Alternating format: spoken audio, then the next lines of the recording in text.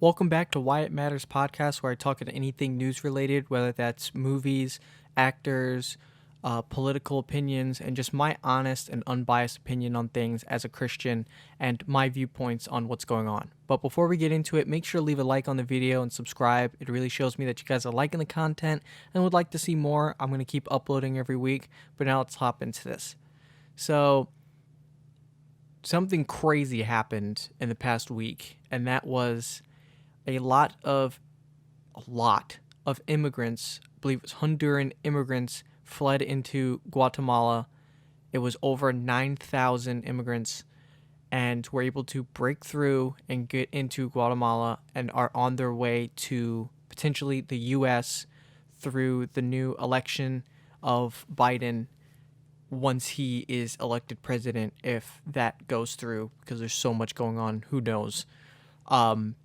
In hopes to get into America with their papers and everything like that, since Biden has been more immigrant friendly and wants to help people and allow people in. Over 9,000 people. Here's my problem with that. It shows the kind of loosey goosiness of Joe Biden, and the fact that they go and states were trying to mandate no more than maybe 10 people this past Christmas being together.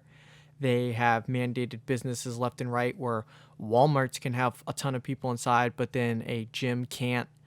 Many lawsuits throughout different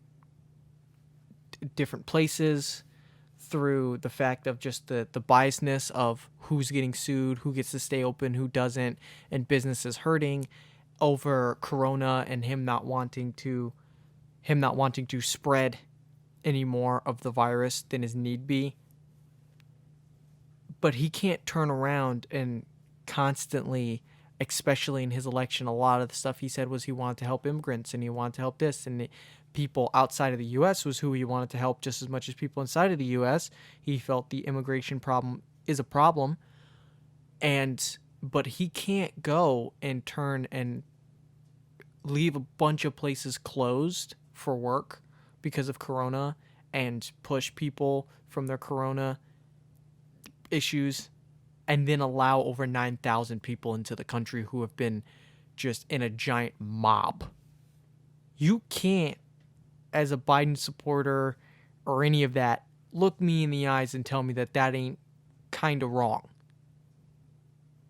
He can't just go and pick and choose, well, I don't want corona to spread and I don't want these issues and these gyms are staying closed, but I want these places open and I want this, and then go ahead and turn around and then allow over 9,000 people into the country. Even if he doesn't allow some and he allows others, pick and choose what. That's a lot of potential people. One, financially, for jobs, when jobs are already taking such a huge hit in the past year, financially, that's just bad. That's bad for our country. Letting that many people in right in the start of 2021, that is not going to be healthy for our economy. Second, that's not going to be healthy for the people, because if you're going to claim you can either go, we have the vaccine, whatever, give everyone the vaccine, let them in. You can't tell me that this is a healthy scenario for people. Are you kidding me? They were first like, we need at least 6 to 8 more months of testing for the vaccine, when Trump was saying we were going to get the vaccine in like 2 to 3 more weeks, whatever, and he was saying we need at least 6 to 8 more months. But then less than a month later from him making all of those statements, he's like, we have a vaccine, we're going to start distributing the vaccine. No one sees the amount of just, he just flops back and forth between whatever he feels the American people are going to agree with. This is not me saying like Trump is amazing and he's, worshiping him at his feet. No. I don't like Trump's personality. I don't like what he has to say typically whenever he's on camera. He doesn't know how to hold his tongue when the Bible says the tongue is the most powerful weapon. It's sharper than a two-edged sword. He doesn't hold his tongue. He doesn't hold his arrogance, and that's a problem. But Joe Biden just picks and chooses. And that's not historically. I'm a big history buff, people. I love history. And that is a dangerous thing to have in a leader. Dangerous. I'm not going to say any sort of like comparisons because everyone's just going to say, oh, you're radical. You just compared him to such and such. No.